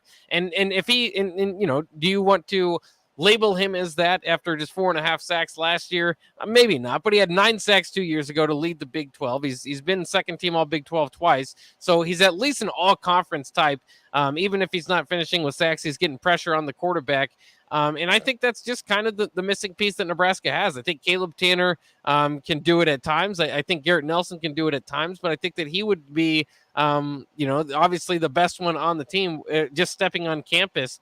And I think that's, the missing part of their front seven. They've got a lot of those guys returning, especially up there on the defensive line. They're going to need to develop some depth. So I know that's another missing aspect. But all the linebackers are returning. The defensive line, you feel pretty good about Ty Robinson and Casey Rogers and Nash Hutmacher and the guys that they're going to fill in up there. I'm just interested too with Mathis, is that he looks like coming over maybe more of a 4-3, edge specialist over there at TCU. Is he going to be more of the outside linebacker type? He's kind of got that size. He's more of the Jamari Butler, Garrett Nelson build than a Ty Robinson. So he'd be kind of small if you're going to play a down lineman here at Nebraska inside on the 3-4. But then the other part of it too is, as we've talked with some reporters over the last couple of weeks, is Nebraska going to stick to a 3-4 now that they don't have Damian Daniels? They started to kind of play a more 4-3 last year at times, and maybe just kind of expect that, especially maybe on pass rushing downs. Yeah, I think those are some things that we've got to look at with him. But I think, if I'm them and I need that type of, there's been some great ones. You've got Hutchinson. You had Chase. You had a lot of great rush ends that ended up having great success in the Big Ten. And so I think to be able to land someone of that caliber, if I'm Nebraska, I'm taking advantage, as we talked about on the block yesterday. How can we had a caller call in that said, how can we take advantage of different situations on campus, in the coaches, in the universities, to be able to use what we have at Nebraska as an advantage. If I'm them, I have UIL Booth sitting up talking, yeah, come on over here. I'm trying to figure out how to beat Texas in this game, right? And as Casey Thompson said, UIL is very good at Nebraska, and I think that would be something to be able to take advantage of if I'm them. But we'll see. I mean, he's going to get there or get on campus. He'll get around the team. He'll get a chance to probably see what the culture is being built there. Also to see what value he would bring to the linebacker room or the defensive end room, and then get an understanding sitting with the coaches to talk about what it is that they expect for him as he came in and how they would highlight him. So those are some things I think that would work out for them. Then you also got quarterback 4 or 5 star raising the bar, Dylan Ryello, and now is going to take it. He hasn't even taken the first snap at Chandler, but when he was at Burleson and he was being recruited, everybody and their mom is looking to recruit this kid. Over 19 scholarship offers already. During spring break, he visited coveted Georgia, who just won a national championship, Clemson, Oregon, and USC. And then obviously there's some other places that he has an eye for. Alabama even offered him. So he's a tremendous prospect. His film looks great. He's got great size. He's got a tremendous arm. He can make all the throws. So he'll also be on campus. And at this point, his numbers are just continuously raising. They're saying even before he took a snap at Chandler that he could be the number 1 prospect in the nation. Yeah, and it's just fascinating to follow along this whole story because he is, like you said, I mean, he's still pretty young. He's a class of 2024 kid, so he's not going to make his decision anytime soon, you wouldn't think. But the new recruiting website, On3, has him as the number 1 recruit in the nation. On3, for what it's worth, just on3.com, it comes from some of the leading guys over there at Rivals and Scout and stuff like that. So, these guys have done the research. It's not just a brand new thing. So it's fascinating to see how this plays out because, you read between the lines and you kind of wonder if Donovan Raiola would be the offensive line coach at Nebraska if Dylan Raiola wasn't, this hot of a prospect. I don't know. I don't know if that's why they ultimately made this decision. I don't think it's going to hurt too much either way to have a Raiola up there with your offensive line. And we've gotten good reports out of the camp so far. But that is something that I immediately thought of when they made the announcement that it was going to be Donnie Raiola up front with the offensive line. Is that maybe this is a hire for down the line for that type of recruit because he's not just going to be the top recruit in your class or one of the headliners of your class. This is probably going to be a top, a 5-star quarterback. I mean, those are tough to come by. And certainly at a place like Nebraska. Now, I don't think he's going to make his decision anytime soon. Certainly there's a lot still to play off if Scott Frost or Donovan, I suppose, have their job by the time he does commit. Because they're kind of facing a make or break year here. Maybe not so much Donovan. Maybe, if things did fall through and the offensive line made progress, then the next head coach would want to bring him back. Those are all, this is not going to get any less interesting over the years to see how all of this plays out. But he is just, it's crazy to get him in for the spring game. They got his dad's number and his name retired up there. I don't think his number is officially retired, but they've got it up there with all the award winners, etched out in Memorial Stadium. So very cool. I think it's going to, the more times they can get him in, the better for the opportunity with him. But if you're him, you just got to wonder. And sometimes we've seen this, especially in college basketball, where an Ant Edwards goes to Georgia, or, someone wants to make their name somewhere. But when he's like taking visits, I think along, to Georgia and to USC, schools that, especially Georgia coming off the national championship, or USC with the hottest young coach now going out there to a traditional blue blood. I mean, you mentioned Alabama. He's basically going to have his pick where he wants to go. So Nebraska has to do its best to make itself attractive. And if in a couple years you're still hovering around 500, it's just hard to imagine him picking Nebraska just because his dad played here. I have to agree with him. Nebraska is going to have to put some wins in the win column to land someone of that caliber, or have to be showing a progression heading up the hill like my favorite guy. La-da-dee-doo, la-da-dee-doo, la-da-dee-doo-da. They got to be going up the hill, baby. They got to be making their way up the mountain in order. And some of y'all that don't know, that's my thing about the old Price is Right, where the guy with the pickaxe on his shoulder, and if you're losing the bet, you're going over the hill and falling all the way down. But if you're winning, you go get to the top of the mountain. And I'm gonna get that sound for you too. Hey, So listen. You got to put some wins in the win column to be able to land that caliber of a talent. And then hopefully, barring any injuries, that he doesn't get any injuries. He continues to progress as they're saying he is. Transitioning to another school, sometimes, it can cause a little bit of issue and problem, but I can understand, definitely getting out into the Phoenix, out into the Western area. Burleson obviously is not like an Allen out in Texas or Duncanville or something like that, but they were solid, and it's a solid place to play. But getting out in the Challenger and seeing what he's going to do out there, being the number one prospect out there, is going to be good for him. That's some good stuff. So we're going to prepare to take a break. At this point, we have my good friend Ryan Gerardo with Cerebro Sports that's going to be coming on. Eastrick will be in Lincoln this weekend for an event that we're going to be doing. We'll talk a little bit about that, talk about what Cerebro Sports has going and the event that we will be attending there in Lincoln. So I look forward to seeing you guys there in Lincoln. I'll probably be in studio on Friday. Y'all take care. We'll be right back after this on The Block.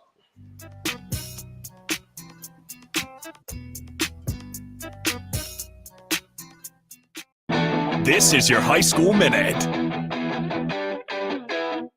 With your Southeast Community College High School Minute, I'm Harrison Arns. In baseball on Monday, Fremont beat Lincoln Southwest 6-3. It was a game full of errors for Lincoln Southwest. All of Fremont's runs were off walks and errors. Lincoln Christian won over Wahoo 5-4. Lincoln East dominated Grand Island in a shutout 19-0. Noah Walters went 3-4 at the plate and stole 3 bases. Lincoln Northeast got past Lincoln North Star 7-2. Lincoln High lost to Norfolk 6-4, and Norris lost to Lincoln Pius 7-10. Cale Fountain for Norris had a 6th inning home run to put the game away. In boys soccer on Monday, Lincoln High shut out Lincoln North Star 3-0. Lincoln Southeast just got by Lincoln East 1-0. Lincoln Southwest beat Lincoln Pius 2-0. Kramer had an early goal from outside the box to get the lead, and Waverly beat Beatrice 2-0. Kemper Reed had both goals for the Vikings. This has been your High School Minute, sponsored by Southeast Community College, with locations in Lincoln, Beatrice, and Milford. Learn more today at southeast.edu. Water heater gone? Call Bryant. The price you're quoted is the price you'll pay. And in most cases, same-day replacement. Bryant Air Conditioning, Heating, Electrical, and Plumbing. 467-1111. Tune in to the Teammates Mentoring Hour each Wednesday from 6 to 7 p.m. on 93.7 The Ticket. Hear stories from the program started by Tom and Nancy Osborne and how it's changed mentors and mentees' lives and how you can be involved. The Teammates Mentoring Hour, Wednesday nights from 6 to 7 o'clock on 93.7 The Ticket and theticketfm.com. At first, I was really nervous and intimidated to buy a ring. I wasn't sure what I was getting into. My experience at Starter Heyman was very easy. I felt like I walked out of Starter Heyman with the ring that was going to make her go wow and say yes. I love my ring. It is so beautiful. I absolutely love my ring. I get compliments on it all the time. I always tell them Starter Heyman. Yeah, we would definitely recommend Starter Heyman. Yeah, it was great. We're definitely coming back. Sauter Heyman Jewelers, Lincoln and Grand Island. SauterHeyman.com. Today on Hey Culligan, unnecessary contaminants. Here's the referee. Hey Culligan, that's a flag on my water for flagrant foul taste. Ooh, that's a tough one, ref, but the solution is a Culligan Smart RO drinking water system that reduces up to 58 contaminants, making your water safer and delicious. Yeah, I guess I missed that call. And with the Culligan Connect app, you always know when your filters need changing. The water's up and it's good. Good call, ref, and we're already on the way. Try a Culligan water softener for just $9.95 per month. Go to CulliganLincoln.com. Hi, Sean Callahan here for Koppel Chevrolet GMC. And things have obviously been pretty challenging lately with new vehicles, with all the microchip and supply chain issues, but things continue to loosen up as Koppel gets more and more new vehicles in each and every week. We've had many customers also custom order their vehicles. So if you don't see what you want in our current inventory, we can put an order in to get exactly what you want. So go online, reserve your new vehicle at koppelcars.com. You'll be glad you did. Work, laundry, dishes. I was exhausted. I needed a vacation, but finding a way to pay for it, not so easy. Then I found it. A research study at Solarion. I searched the studies and found a perfect match for me. It was so easy. I earned cash for the study and booked that vacation. Plus, I made an impact on medical research. Find a study and sign up today at healthresearch.com. You should consider the risks of the research before you agree to participate. Listening to this Allstate commercial about savings might be the hardest thing about getting those savings. Save for simply becoming an Allstate customer. Save more for adding DriveWise. And save even more for driving safely. Visit allstate.com or contact your local agent for a quote today. Allstate. Minimum effort, maximum reward. Not available in every state. New customer savings based on early signing discount. Drive-bys is an optional feature. Savings vary based on how you buy. Subject to terms and conditions. Allstate Fire and Casualty Insurance Company and affiliates, Northbrook, Illinois. You knew the risks when you decided to drive drunk. There could be a crash. People could get hurt or killed. But that didn't stop you, did it? You knew you could get arrested. You could incur huge legal expenses, and you could possibly even lose your job. You were well aware of the consequences of driving drunk. But one thing's for sure. You were wrong when you said it was no big deal. Drive sober or get pulled over. This message brought to you by NHTSA. Husker fans, don't miss your chance to get a first look at this year's Nebraska football team at Memorial Stadium. The annual Husker football red and white spring game is set for Saturday, April 9th at 1 p.m. Tickets are on sale now for only $10. To secure your tickets today or for more information, visit huskers.com/tickets or call 402-472-3111.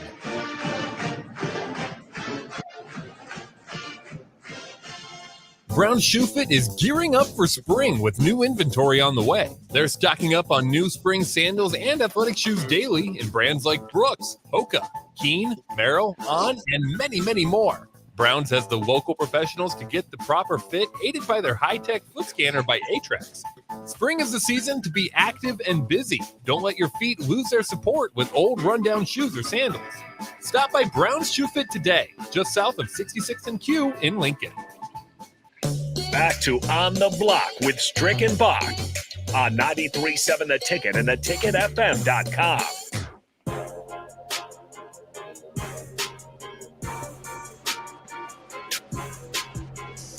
Yeah, we're on the block right now. Joining us on the block is my good friend and partner in crime. Well, we don't do crime, but don't tell anybody about that, Strick. Come on. My friend Ryan Gerardo there with Cerebro Sports.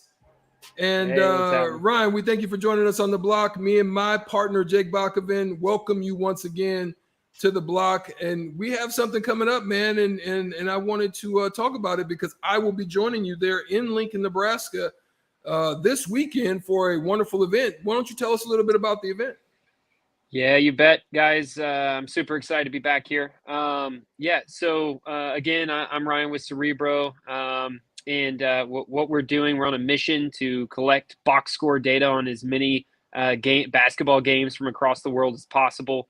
Actually, since the last time we spoke, those free accounts are up, so anybody can go check out over 400,000 players that we have on our platform. But this weekend, Strick, I am really excited. We'll be there in Lincoln.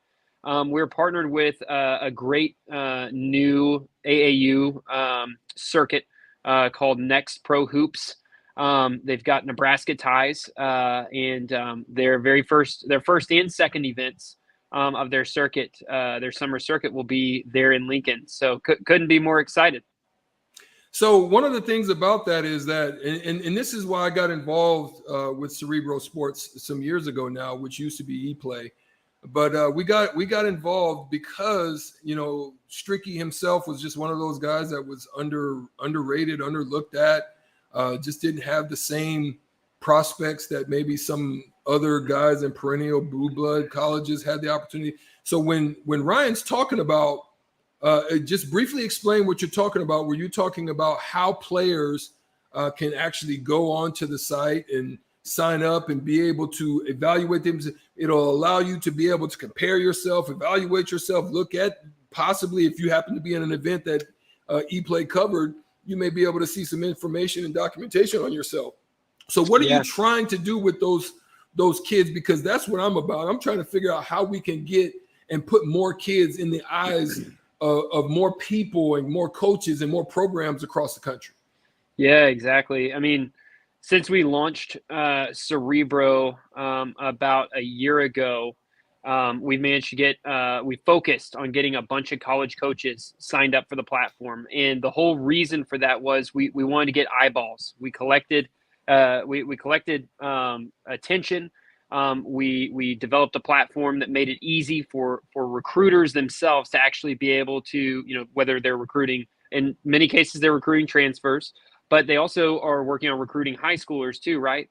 And so they need the ability to quickly and easily evaluate a player. And there's no better way to do that than on the basis of their objective performance, which is what we see come through in a box score. So when we talk to a college coach, we always tell them, Coach, I know numbers aren't the most exciting thing in the world, right? But there are 7 metrics that we need you to learn, and you can look at any event, any competition in the world this exact same way. So 2 metrics that tell you how good a player was, including one that rates a player as gold, silver, or bronze, just in terms of overall performance, and then 5 other metrics that tell you what it was exactly that they were good at. And so now the opportunity that we're bringing to players when Cerebro is at an event, it means that we're collecting all those box scores, we're rating players, and ultimately think of our platform like the Google of high school basketball recruiting. Like they can type in a certain specification of a player and come back with a list. So in order for you to be featured in that list, you got to be on the platform. And then from there, don't you want to know what Cerebro's saying about you? So we offer a product called Player Event Breakdowns. Nobody can buy their way to the top of our search results. It's all, it's all fair and objective and based on the entirety of the field. But what you can do is purchase for $25 a straight read on how you actually stack up, and just to be able to see either to improve or to be able to go advocate for yourself in a way that players really never have been able to before. Yeah, so go ahead, Bach.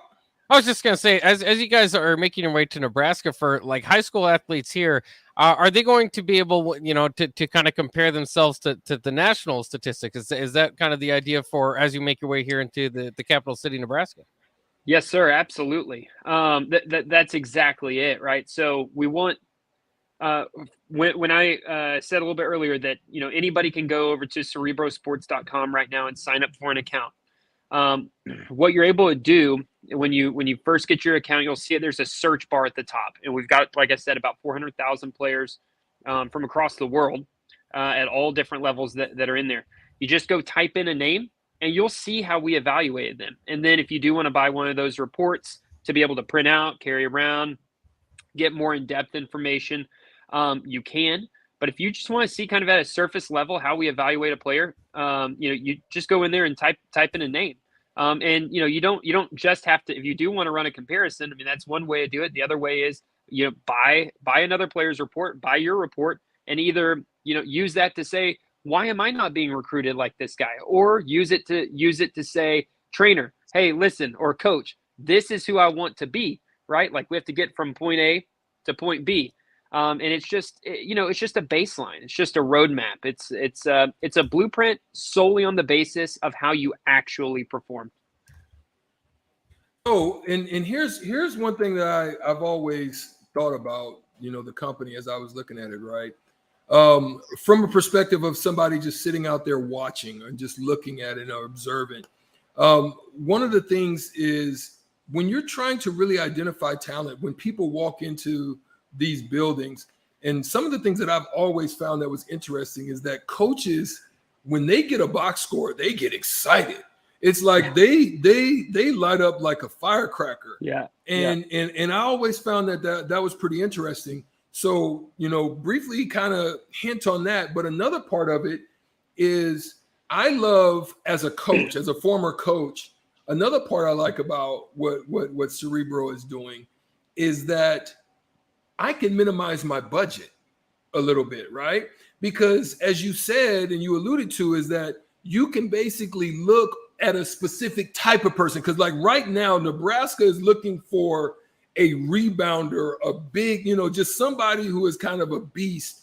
And so you're saying to me that I can go in there and type the type of person, an archetype of the type of person that I'm looking for. I need a shooter. I need somebody that just gets buckets and just is gonna. If we're penetrating and I got like an Alonzo Verge type of player who's gonna draw a lot of attention, I need somebody that's gonna be able to knock down those shots and give me what I need. So instead of going to these gyms like a lot of people do, and they sit in there for hours on one court and they kind of step on one court, and the guy's sitting on the bench. And so, I'm looking for that guy. He's sitting on the bench. I'm there. Okay, it's been 5-6 minutes. I got to go to this other one. So you're saying I don't miss those opportunities with what you have at Cerebro, because it's like shooting a machine gun as opposed to shooting a sniper rifle.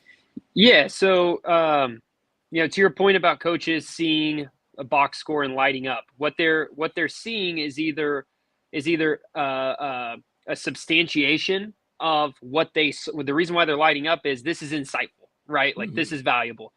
This is the objective part of the story, and it's rare that we actually get to see it, especially at the recruiting level.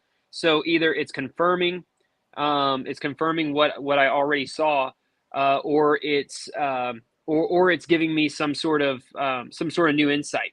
So, to that end, you can, I'll take it a step further, Strick. Like, if you are a recruiting coach and you just lost a player, all you got to do is go in Cerebro, type in your team from last year, find that guy, take his statistical qualifiers, and go search the world with those statistical qualifiers. Like, that's who we want. Or if you're getting toasted by some dude on another team, you're like, man, I wish we had that guy. Look up what that guy is. Run a search for that guy. Here are the 19 players in the country that do exactly what you're asking for. And so, I mean, it's a real simple value proposition.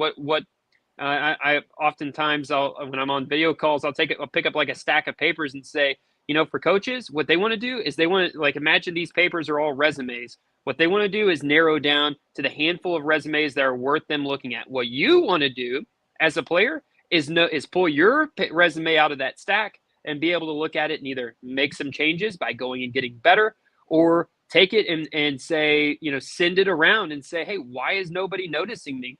And again, because coaches do subscribe to the platform, they'll probably look at that and say, wow, why didn't I notice this guy? Let me run the search. Oh yeah, it's a real resume. Wow. Okay. Interesting. It's a lot more interesting than just sending a highlight reel or a mixtape. Where I heard a good quote recently. I haven't seen a missed shot yet on a highlight reel, and it's the absolute truth. I'll give some love to Dallas, one of my Dallas scout friends, Kellen Buffington, on that one. That's a good quote there. Yeah, I always thought that I could make myself look pretty good if you just took like the best 5 minutes of my career, but Man. I'm not good. I'm not good at all. So even your pickup games, right? Like yeah, you play enough pickup ball. Like, for the event in Lincoln, we just got a text out the text line. How do I get my son in the event, or what you guys are doing for this weekend? Yeah, great question. I do not know where they stand with the field. So we're partners with the event operator, who again is Next Pro Hoops. That's the place you're going to want to go.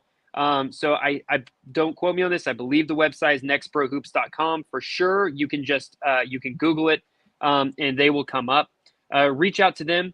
They have many club programs that are participating. I'm sure they'll connect you to one of those, and ultimately help get your kid playing. We want them to be seen just as bad as you do, believe me. And now through this partnership between Next Pro and Cerebro, they can really be seen on the merits of how they perform, not the politics. That's good stuff, Ryan. And it's very appreciative as to what you guys have done now. You have a tremendous amount of college and university programs that you're partnered with. One of the other aspects that it's not just college programs and it's not just individual profiles, right? Do you work with other entities, other different marketing firms or anything like that? What other types of people are you working with? Because I'm sure it's just not limited to just the coaches and the players. Yeah. Yep. No, you're totally right about that. It's pro teams. So it's college teams, it's players, it's and players at all levels, right? Not just high school recruits, but players at all levels. It's international teams, NBA teams, agencies from the biggest agency in the world all the way down to some of the smaller agencies, media entities. You can find our stuff in ESPN. We've been cited in USA Today before, basketball news.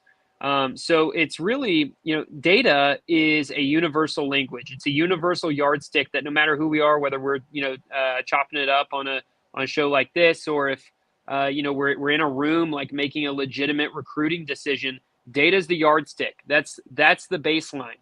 And then our conversation should be centered around, okay, that guy's a little better than what he was then, or maybe he's a little worse, right? Like that's the room with which we have conversation. But without that yardstick, we're all over the board and it's totally subjective. So I think the rest of the world is the whole world is starting to wake up to the fact that we should put data at the center of conversations in this business, just like we have for many years in every other sector of business. And so, yeah, I'm happy to say that it does seem like the rest of the space, other types of role, stakeholders are catching on. Okay, once again, if people are interested out there in understanding a little bit more as to what Cerebro Sports is doing and how they're helping young men and women, and the women is definitely going to be coming on, in my understanding, in upcoming days and time. Very soon. The awesome thing also too, it's going to also at some point not be limited to just basketball. That is an entry level point at this time. Tell our listeners again how they can get a little bit better understanding about what you're doing at Cerebro, where they can go look in, and then maybe set up a profile and play on it and see what it is that you do. That's exactly what they should do. Just head to cerebrosports.com. That's the hub. Our social media tries to be informative and, show some like real world use cases, talk about stuff that's relatable. Our website, works to kind of explain what exactly it is you're looking at. But for me, I'm kind of a hands-on learner, right? So I'm one of those that just kind of like blows through the directions. If I get, furniture at IKEA and I'm like, no, I got it. I just go sign up for an account. You go sign up for a Cerebro account, get in there, play around. You can't miss. A little secret, I think we're the only place you can find LeBron James high school data right now. So if you want to see what LeBron looked like in high school, go check it out. Sounds good. Thank you again, Ryan, for joining us on the block. We appreciate your time here. Look forward to seeing you in another day or two. Couple days. A couple days. We'll see you down there in Lincoln. And thank you for joining us again. Go to cerebrosports.com if you want to get a little bit of idea, a little understanding as to what they're doing. We are up against it on the block. We're going to take a little break and we'll come back, talk about hitting on the hardwood right after this.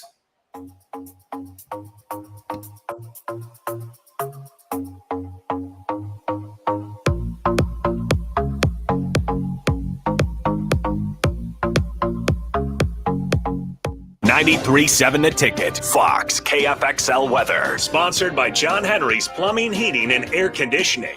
Your first alert weather forecast tonight. Rain moves in, switching to snow overnight. Lows right around 28, northwest winds gusting to 30. Partly cloudy skies warming up on Thursday, not as windy. Highs right around 50. I'm NTV Chief Forecaster Ken Fountain for 93.7 The Ticket and theticketfm.com. Yesterday, your water heater worked just fine. Today, surprise! When you're out of hot water, just call the plumbers at Bryant. In most cases, you can get same-day water heater replacement. What you won't get is a costly surprise with the bill. At Bryant, the price you're quoted is the price you'll pay. No last-minute extras for piping or ventilation alterations. Need a new water heater? Just call Bryant, 467-1111. Bryant Air Conditioning, Heating, Electrical, and Plumbing. We do whatever it takes. Brown Shoe Fit is gearing up for spring with new inventory on the way. They're stocking up on new spring sandals and athletic shoes daily in brands like Brooks, Hoka, Keen, Merrell, On, and many, many more. Browns has the local professionals to get the proper fit, aided by their high-tech foot scanner by Atrax.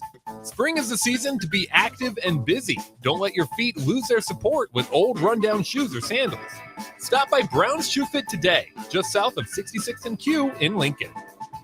Another packed spring sports season means it's time to get to N Street Drive-In to fill up on all your beverage needs. Stop by for the great deals on March's beers of the month for Guinness, Cosmic Eye, and Firestone Walker. Also, make sure to download the new N Street Drive-In app to order online and to set up delivery right to your front door. And don't forget their top-notch crawler fill system. N Street Drive-In, your one-stop beverage stop at 1801 O Street. Springtime is here, and it's time to get to work on outdoor projects. Deck City is a great place to start as Lincoln's local source for everything decks. Deck City has everything you need to build the deck of your dreams, from treated lumber to Westbury aluminum railings and TimberTech composite decking. Call them today to schedule an appointment at 402-480-6671. Go online at deckcityne.com or visit their new location just north of 33rd and Cornhusker Highway. Hi, welcome to Big Chain Bar and Grill. Can I get you a drink? Which game were you hoping to see? Doesn't matter. I don't know what channel the game's on anyway. Are you ready to order? Okay, here's your check. Come back and see us again, okay? What? Hey, welcome back into Upside. Slow down and enjoy the game at the Upside Bar and Lounge. Comfortable seating, plenty of screens, a great food and drink menu, and no one trying to shove you out the door. Come in, hang out, and take it all in at the Upside Bar and Lounge, open daily just east of 27th and Pine Lake. Today on Hey Culligan, why does your team stink? Here's Coach Waters. Hey, Culligan. Yeah, my team stinks. Ooh, harsh. No. I mean, they stink. They won't hit the showers because it makes their skin all dry and itchy. Coach, it sounds like your guys have been hit hard by hard water. You kidding me? Hard water? Yep, so let's call an audible in the form of one Culligan Smart High Efficiency Water Softener to get the smooth back in their skin and the stink out of your team. Okay, Culligan, I'm putting you in. Coach, we're already on the way. Go to CulliganLincoln.com and schedule your free water test today. Early break with Sip and Jake. Why do I like Blue Bloods? Here's why. If you're successful over time, that's the true test. And in my lifetime, North Carolina basketball, Kansas basketball, Duke basketball in my lifetime has almost always been good. I mean, all three of them. I mean, it's reliable, and they should be good because they put so much energy into it. Early break with Sip and Jake from 6 to 8 every weekday morning on 93.7 The Ticket. You want to feel important. You want to be a part of something bigger, something that matters and can help change things. You want to feel like you belong. We know. We felt that way too, and that's why we did something about it. We aren't just Army National Guard soldiers. We are normal people just like you. But our part-time service in the Army National Guard means we get to be more. When our communities are in need, we get the chance to stand up and do something about it. We get to serve in our own region and help the people we call neighbors. Whether they are in the mountains of New Mexico, the plains of Nebraska and Kansas, the ranches of Oklahoma and Texas, the farmlands of Missouri and Arkansas, or the bayous of Louisiana, we are here for our hometowns. And together, we can make a difference. Take on your legacy. Visit NationalGuard.com to find out more. Sponsored by the Nebraska Army National Guard. Aired by the Nebraska Broadcasters Association at this station. Back to On the Block with Strick and Bach on 93.7 The Ticket and theticketfm.com.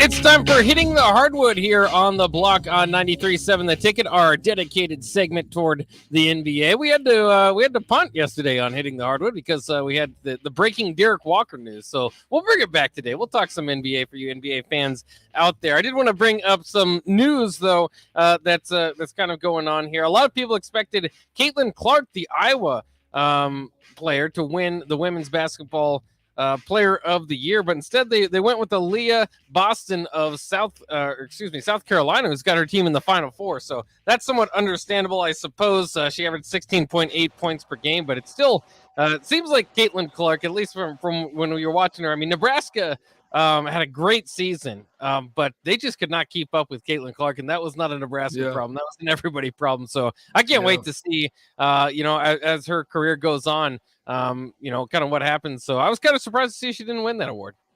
Yeah, I mean, she had a tremendous career. She was very consistent. She is a beast. I mean, she was very tough.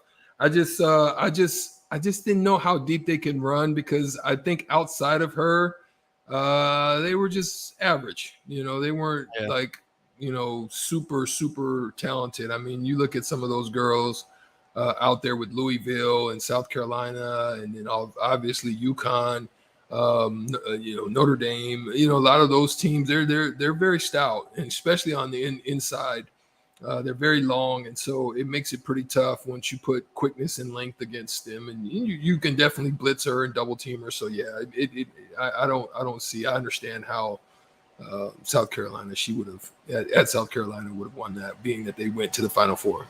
Yeah, they're in the Final Four, so Yeah. they've got Louisville coming up, UConn and Stanford also in the Final Four on the women's side. But just when you look at it, the award, I mean, Aaliyah Boston averaged close to 17 points per game, leading the Gamecocks there. Granted, like you said, the Iowa Hawkeye team, the Iowa Hawkeye team is nowhere close to that, but Caitlin Clark averaged 27, 8, and 8. And so I don't know if it should be a team award or not, but it was just amazing to see what she did. Of course, that ended in dramatic fashion when Creighton beat them in the NCAA tournament. So that was kind of cool. See if the other bit of news that I had for the NBA right now, as we're talking basketball here on Hitting the Hardwood, is that according to ESPN, they reached out to the 76ers and the Celtics, who won't confirm whether their team is fully vaccinated or not. Why that matters? Well, it's not New York anymore. It's Toronto. Toronto, you still might not be able to play in those playoff series if you have players that aren't vaccinated. So as we get closer to the playoffs, that's certainly interesting. Toronto probably not expected to knock off either of those teams, but you kind of wonder, minus a few players, if those series could be a little more interesting than to be expected. Man, listen, I don't even want to touch that. I think that is the most idiotic thing that's still going on right now. But, that's a different country. So at the end of the day, lose money, whatever, figure it out. I don't know. That part is just absolutely stupid to me. But okay. Yeah, it's move on from that one. The Heat and Bucks, by the way, confirmed they're fully vaccinated, so they won't have a problem if they end up matching up with Toronto. And the Celtics are kind of an interesting situation where their star defensive player and center Robert Williams probably won't be back until the second round. Because of an injury he has sustained recently, and he's been a big part of their defense, which has led them on that comeback. And so that first round is interesting. They're already minus Robert Williams, likely. We'll see what the timeline on that, but that could get interesting there. More interesting maybe is the fact that reality is starting to set in La La Land. The Los Angeles Lakers. We've been talking about it all year. I'm wondering maybe if it would come to this. The Lakers are on the outside looking in at a playoff game as they look to try to get to that 10 seed. I believe the Spurs took over that position from them recently. The other part of it is the Lakers, as far as those teams contending to try to get into the playoffs, have the most difficult schedule remaining. They're 31-44 for what it's worth. So it's kind of silly to me to begin with, that they've expanded it to 10. I like the play-in games, but it doesn't really make sense that, for example, Minnesota is going to have to play a play-in game. They're 43-33, and they're going to have to play a play-in game against a 31-44 team. And obviously there's a few more games, but that sort of separation makes it kind of silly, and I guess you would say just the Timberwolves should win that game. But if you're the Lakers, AD's apparently ready to come back for injury. They can make this final push. LeBron rolled his ankle. He might be the scoring leader this year. I've seen the idea out there to maybe not push these guys. Understand that whether you make a playoff game or the play-in game or not, you're not going to win the championship this year. Maybe do what's best for the long term, not risk more of an injury on behalf of either one of your stars, and try to rebuild from there. But of course, the bigger problem is they don't have a whole lot of flexibility in rebuilding. They're going to need to find a trade partner for Russell Westbrook, which is going to be difficult. So you might have to throw AD out, and how tempting is he going to be to other teams now with his injury history? They're in a mess. But if you're the Lakers, is it make the play-in game? Is it risk injury for the 10 seed at all costs to you? Well, at this point, they're eyeing a comeback. They're maybe going to try to evaluate AD and see what he has left in the tank. And Antoine Walker made a very good point. A lot of people have been killing him over it, but once it got really ugly and it got nasty, they were talking about move Davis. You got to try to acquire some pieces, because you gave up a treasure trove of valuable assets to acquire him, the Russell Westbrook deal, and just giving players away, and you really don't have no assets. So at the end of the day, I'm going to venture to say that LeBron James, did he get injured? I mean, I know it happened, but how bad really is it? I just personally don't think he wanted that Luka Doncic smoke. I don't think he wanted to get them ankles broke. But so he definitely did the right thing of staying out of Luka's way in this. But yeah, they have one of the top 3 records against the tough opponents. I mean, they face Utah on March 31st, Phoenix on April 5th. Then they follow that up 2 days later with Golden State, and then Denver, who is still a beast out there. It's a tough matchup. That's who they got going. That's who they got to face. That's who they got to look forward to. So at the end of the day, a couple of them you throw in there, I don't know, man. It's just, it don't look very pliable. It doesn't look good for them, so to speak. So at the end of the day, do you turn it in? I think still they're going to have a tough go at moving Westbrook, even for a year. Not unless somebody who is trying to rebuild. What assets are you going to give up, right? Even though you're going to get that salary back, what assets are you going to be able to give up? Do you want to give up for that?